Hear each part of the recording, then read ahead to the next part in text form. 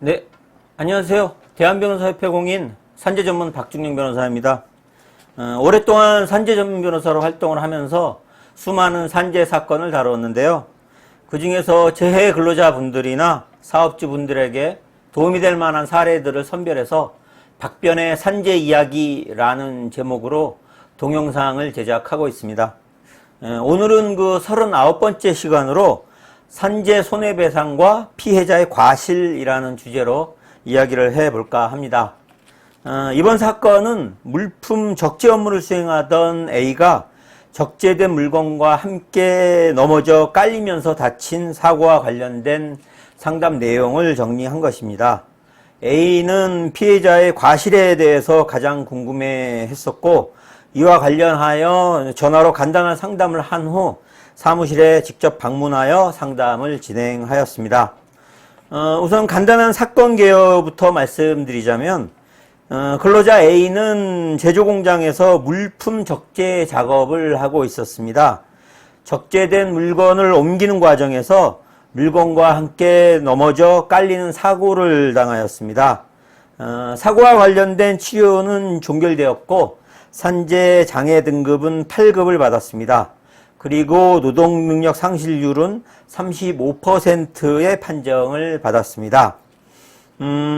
근로자 A는 혼자서 물품 적재 작업을 하다가 실수로 물건을 넘어뜨려 쓰러지는 바람에 다치게 되었는데, 이런 경우에도 회사의 손해배상 청구가 가능할까요?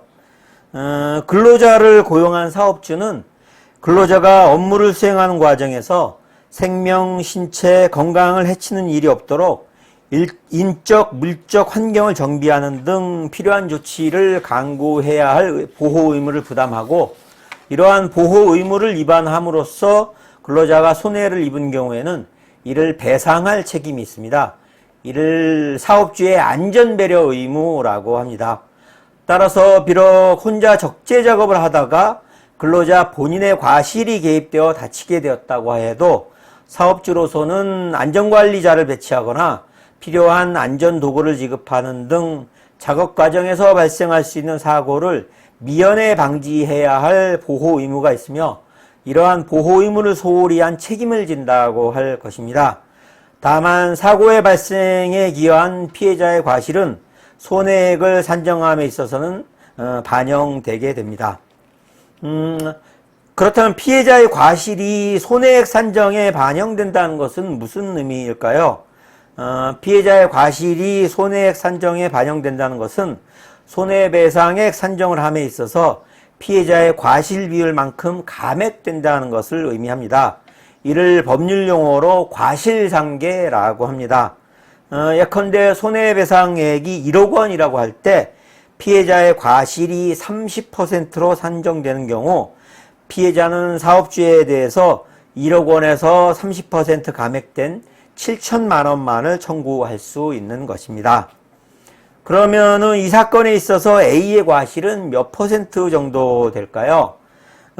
과실 비율은 최종적으로 법원에서 판단하기 때문에 민사소송을 제기해서 법원의 판결을 받지 않는 한 정확한 과실 비율을 미리 말씀드릴 수는 없습니다.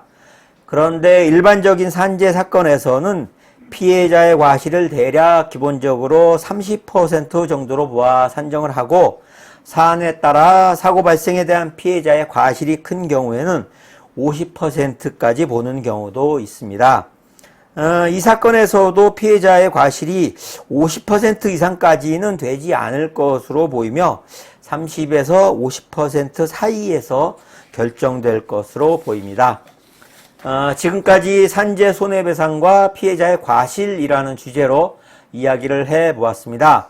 산재 손해배상 절차 등과 관련해서 추가적으로 궁금하신 점 있으시면 상담 전화로 전화 주시기 바랍니다. 더 자세하게 상담해 드리도록 하겠습니다.